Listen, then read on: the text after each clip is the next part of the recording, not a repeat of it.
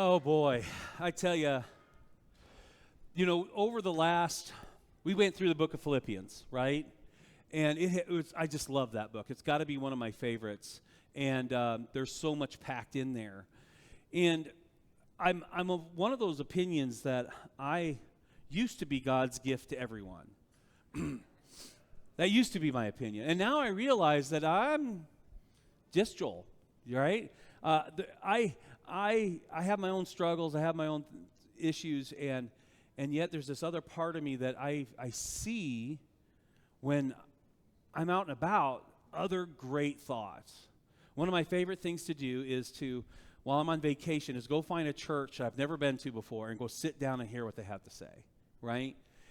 And a lot of times when I'm finally taking a vacation, I've been praying for a long time. Something is weighing heavy on me, and I'm just praying my way through it, and I just can't wait to get there.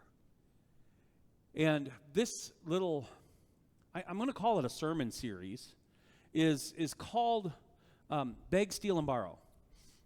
Beg, Steal, and Borrow. This is sermons that I've heard, or maybe Austin's heard while we go visit other churches, and we go, man, this is just too good. I got to share this, right?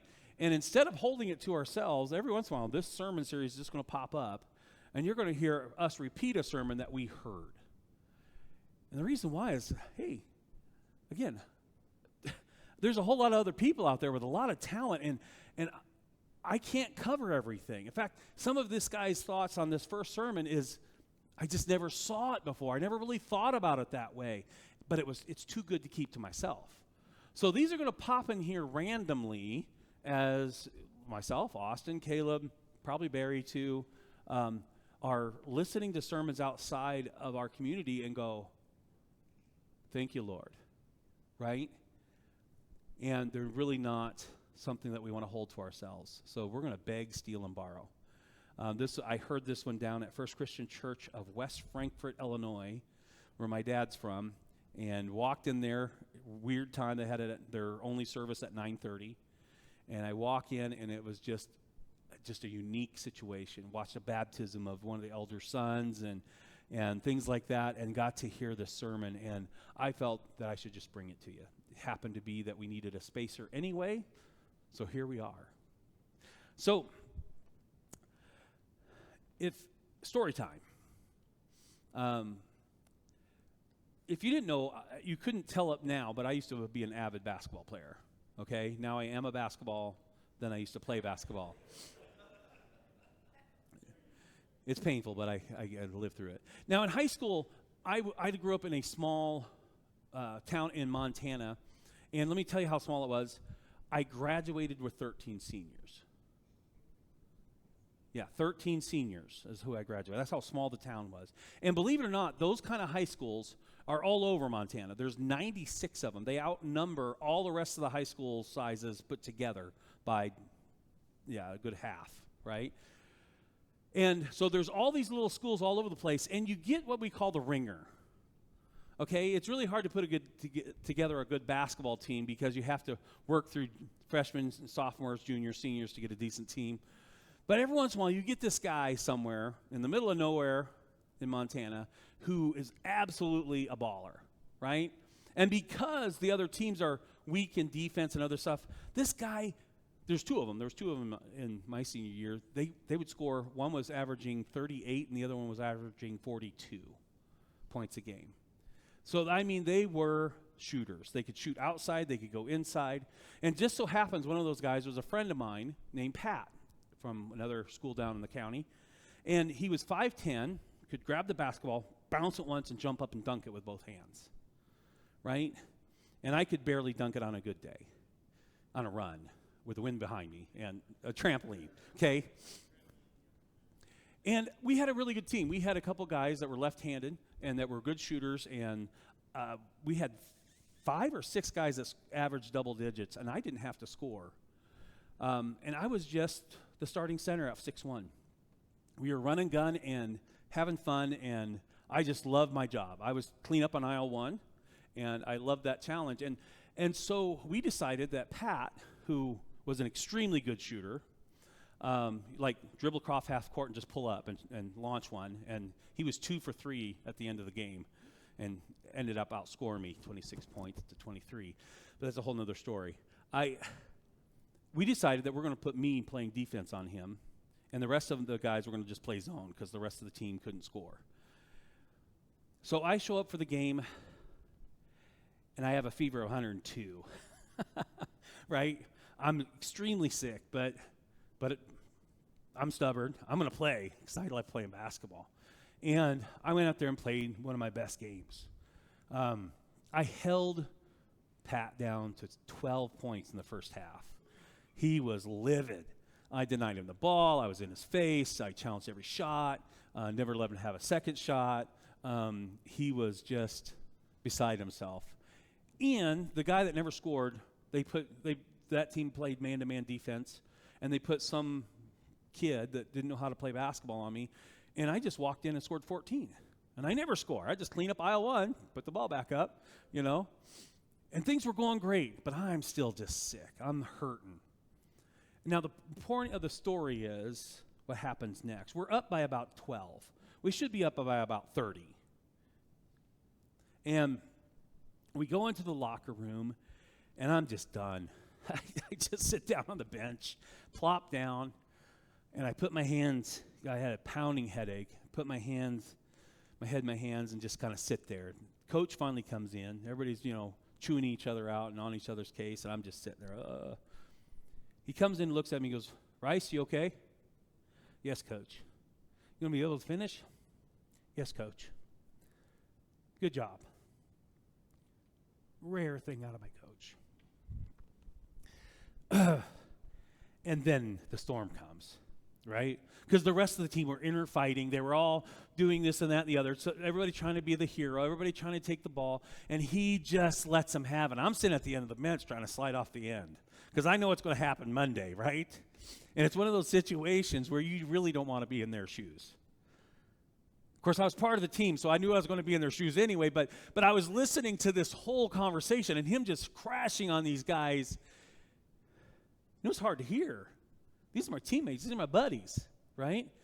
And I though I was sick, I still messed up. I still missed shots. I still threw the ball away. So I'm listening to it, and I just don't want to be in their shoes right now because the wrath of Coach was upon them. And that's what this story is. We're going to hear Jesus talking to his disciples. You're going to hear a moment when he's really got on their case, and man, I don't want to be in their shoes. They have messed up. They're not listening. There's a lot of problems. And they're not following through with what were shown during the week, right? Just like on that team. Man, I wouldn't want to be in their shoes. So we're in Mark chapter 8, 11 through 21. Somewhere in Mark. Okay. Chapter 8, 11 through 21. And I want you to hear this story in a fresh way. So the Pharisees came and began to argue with him, Jesus, seeking from him a sign from heaven to test him. Now, a lot of people say, "Oh, there he is. There they are," trying to catch him in something that he says or something that he does. Well, that's how we're used to hearing this story, but you got to remember that at that time, there was a lot of people standing up saying that they were something, that they were a prophet, that they were messiahs, ones that were going to free them from the Romans. And they come they're a dime a dozen, traipsing out there, "Look at me. Follow me, for I know the way." And they were testing them. They wanted to know if they were really from God or not. Is that a reasonable thing? Yeah. So they would ask them, "Hey, show us a sign so that we know that you're from God." And when they couldn't produce one, they said, "Forget it." Why is this one different? Don't answer that, but think about it. Why is this one different? And he sighed deeply. Okay, let's just bring out the Polish in the crowd, right? "Oi, Shamoy, what is wrong with you?" Right? He sighs deeply in his spirit and says, "Why does this generation seek a sign? Truly I say to you, no sign will be given to this generation." Now we know in Matthew and Luke that he actually does kind of give them a little one, says, listen, there will be a sign eventually, and it'll be the sign of Jonah. That like Jonah was in the belly of the whale 3 days and 3 nights, I will be in the earth for 3 days and 3 nights, and that will be your sign. Okay? But I'm not going to give you what you want up front, right? And it could have been a totally different situation anyway. And he looks at them with that deep sigh, says this, and he left them. I mean, he spun on his heel. You're arguing with your 5-year-old. You have given them a swat. They are now in the corner, and they're still, and you're just like, all right, I'm done. I'm out. Here, take over. Right? You're just done, right? I'm out of here. And that's what Jesus did. He spins on his heel. He got into the boat again and went to the other side. I'm just done with you. Totally done. So, what would they have said if Jesus had shown them a sign? Huh? Yeah. They already said in chapter 6, when they saw other signs, that he was doing it by the power of Beelzebub. And if he would have shown them a sign right now, they would have said, Satan did it.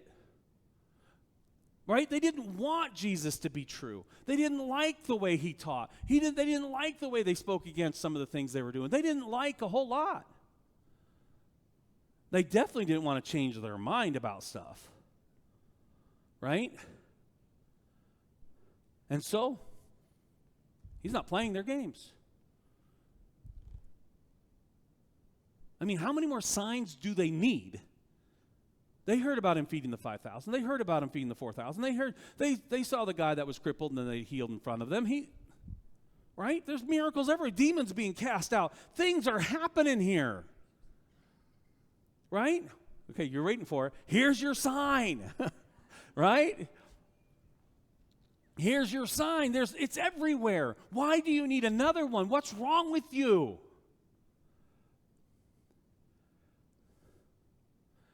Now, the disciples, had forgotten to bring bread, and they had only one loaf with them in the boat. Now, mind you, Jesus kind of left abruptly. There was probably a plan to stay. There was probably some other things, and they were probably going to go out and get bread, but it never happened, right? Because all of a sudden, Jesus said, hey, grab your stuff. Let's go, kids. Right? Get in the car. Get in the boat. Right? Here we go. So they didn't have a chance to buy bread. Whether it was their fault, nobody's fault, anybody's fault, but they only had one loaf in the boat with them. And then Jesus pipes up with this. He cautioned them saying, watch out for the leaven of the Pharisees and the leaven of Herod. Now most of us go, what in the world is Jesus talking about? And by the way, they do the same thing. But let's just put it this way. The Pharisees are using religion as a way for power and control of money. And the Herods are using politics and then trying to use religion as a way to relate to the public for power, control, and money. Right? The leaven is chasing after other gods.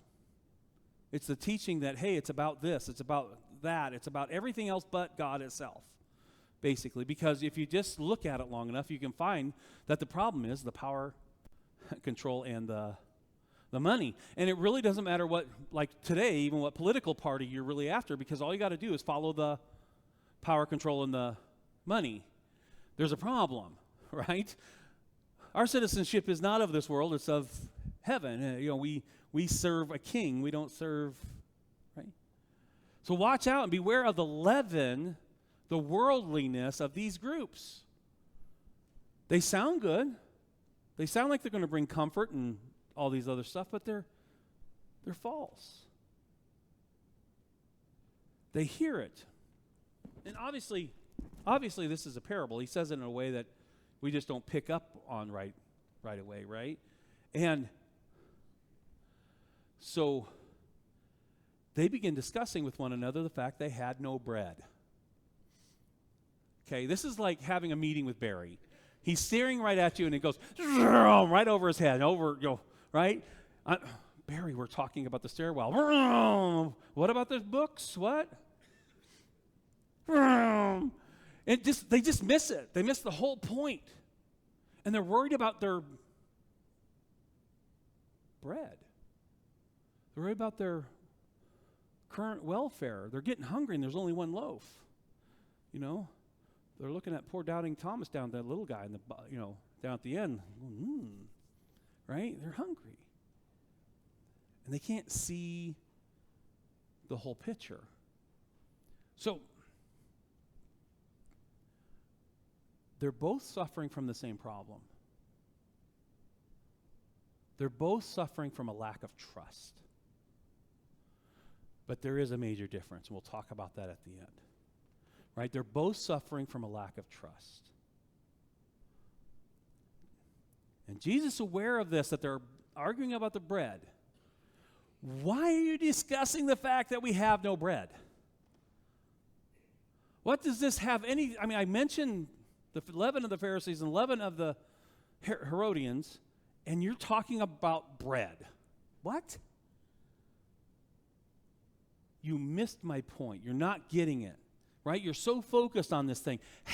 Do you not yet perceive or understand? By the way, these are hard questions for us too. Are your hearts hardened? Having eyes, do you not see? And having ears, do you not hear? And do you not remember? So he's going to actually go back and deal with their issue, right? He's going to skip over the leaven thing, which, again, we know in the other Gospels he does address it eventually. But here they're so worried about the earthly thing, the fleshly thing. And he says this, do you remember when I broke the 5 loaves for the 5,000? How many baskets full did you pick up? Now you can see them in the back of the boat, right? 12, right? And the 7 for the 4,000. How many baskets full of broken pieces did you take up then? 7, right? Do you think he cannot take 1 loaf and feed the 12? 13 including himself. Is it about bread? God knows our needs, right? Is it about the earthly things? There's bigger things at stake here. And yet, here they are. They were there and witnessed the fact they carried the bread. Right? Jesus broke it. They grabbed the basket. They walked out. They started passing it around. Right? They get done. Everybody's eating. Everybody's talking. Everybody's having a good time. It's a good potluck. And then Jesus says, go pick up the baskets. And so they had to go back out and they had to do all the work. And here they are touching the miracle. And yet they're worried about 1 loaf of bread and they're not even hearing what he's trying to say. And he said to them, do you not yet understand? Okay, put it another way. What's wrong with you? What's wrong with you? Tough words, isn't it? Could you imagine being in the other boat, right? Because we know that at times other people were with them. And being in the other boat and hearing him going off on them.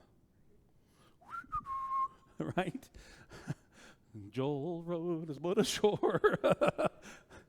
Exit stage right. I mean, he was mad. He was hurt.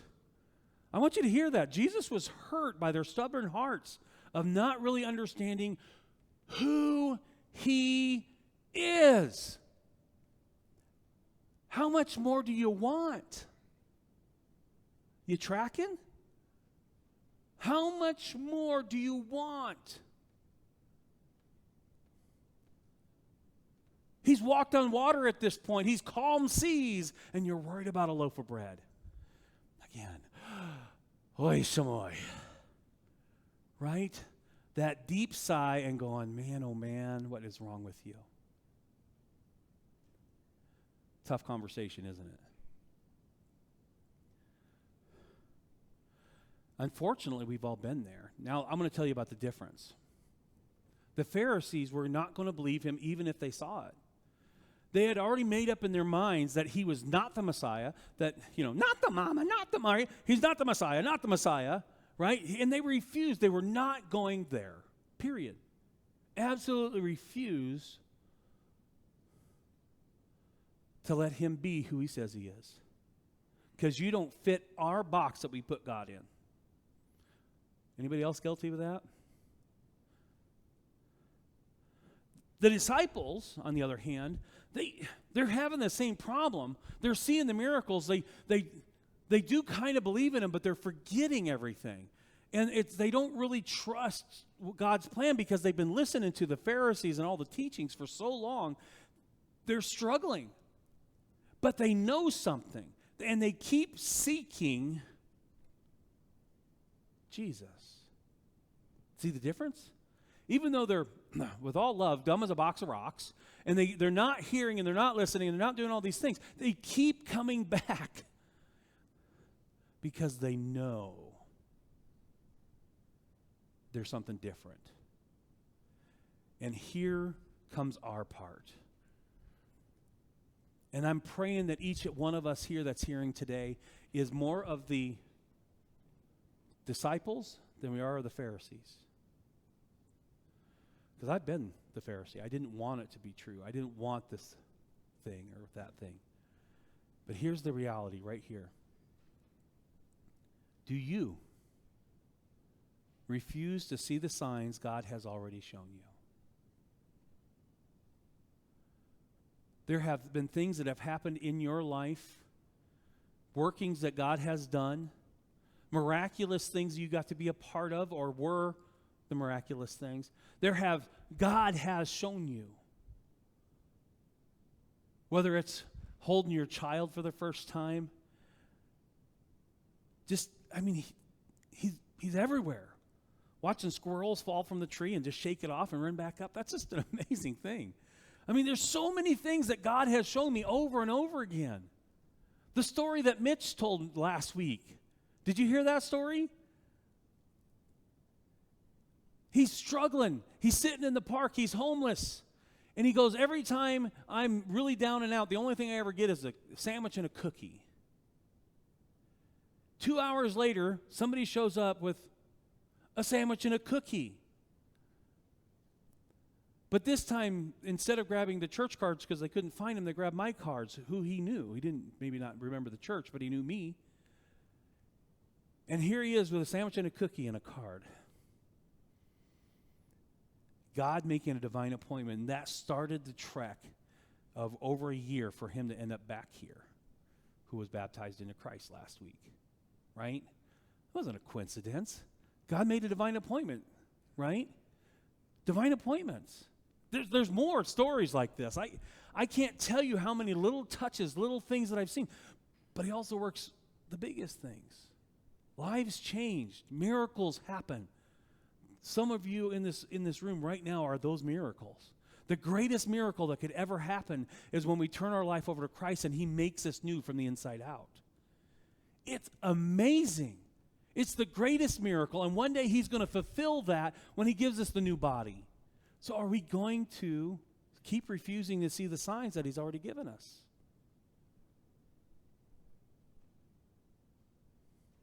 Next question. Do you refuse to remember the lessons God has already taught us? There's been hard lessons that we've went through. Mine is financial. He's showed me over and over again, I'm terrible with money. I'm terrible with that kind of stuff of my own. And I had to relearn it and relearn it and relearn it. I'm stubborn, right, to a fault. And I expect different results even though, thanks, Scott. There's a lot of amens going on out there quietly. But do we remember the lessons that God has taught us? He's already taught us a lot of information that we know how to start living our lives. Things that we can't escape and that we know that as God has given us. But we refuse to remember them when things get hard. When things aren't going our way. Do you refuse to apply the knowledge already given? Because that's the next thing. It's one thing remembering the lesson. It's another thing actually sitting there going, well, how does this apply to me? How do I actually live this out? How do I live, for instance, in our lesson today, live by the Spirit rather than by the flesh? What does that look like? Well, it's not a big deal. I know it, so I'm good, right? I can quote it. I can even tell you where it's from. It's from Romans chapter 8, Galatians chapter 5. Yay! Right? No, but what does that look like, actually living by the Spirit? That's not an easy thing. It's not as crystal clear. They didn't write it crystal clear for a reason. Because you have to do this really crazy thing, Rick. It's called think. And it hurts, right? You know what I mean? I mean, we actually have to try to figure this out and apply it to our lives. How does that work now? What does it look like to actually put God first in this job that I'm working? What does it look like to put him in my relationships first? What does it look like as I'm raising kids? What does it look like? How do I apply it? It takes this thing called work, right? Because we can't refuse to apply the knowledge God has already given us and expect change. And he's come here and accepts us where we are. He accepts our brokenness. He accepts the problems that we're having. He accepts that we have a tendency to sin. He accepts that, but he doesn't want to leave us there because he loves us. And those sins and those things that you're carrying, that brokenness, it's killing you. It's killing the best things in this world, and that's our relationships. Especially the ones with God. Especially the ones with his people. He wants to make us whole. But if we're sitting there like Ron, right, with our arms crossed, well, I've already got all this figured out. God needs to ask me a few things, and I'll tell him. You know, I got a list here of how he could do things better down here. As my mama would say, you have another think coming. So, where are you at? I want you to remember this, to think about. God has given you the signs. I remember just before going here, I'm praying, Lord, I'm struggling. I don't know where the church is going. I don't know what I'm doing. You know, I don't know what to do from here. Lord, help me. Show me that you're with me. Silence. Until I get to the sermon, right? Have I not seen how he's worked thus far? Am I refusing to remember that he's already shown me that he's God? Yeah. Yep. Am I not taking and remembering the lessons that he's taught me and walked me through both in the scriptures but also in life and how I've seen those two working together? Yep. And then what about just doing it? What about actually just getting around to what I know and actually living that and applying it to my life? Right? Because the reality is, are you seeing but not seeing? Are you hearing but not understanding? That's the question that he asked. But I'm telling you already, there's so much that you already know. There's so many things that he's already shown you. We have to turn that into a deep trust so that we keep, like the apostles did, the disciples did, seeking him over and over and over again. Yep, there's going to be times he's going to look at you and say, oh, Barry. Oh, Barry, how many times? Right? Oh, Barry. But I love you, right? And so I'll show you again. Did he give up on his disciples just because he was frustrated? No. And he's not going to give up on you.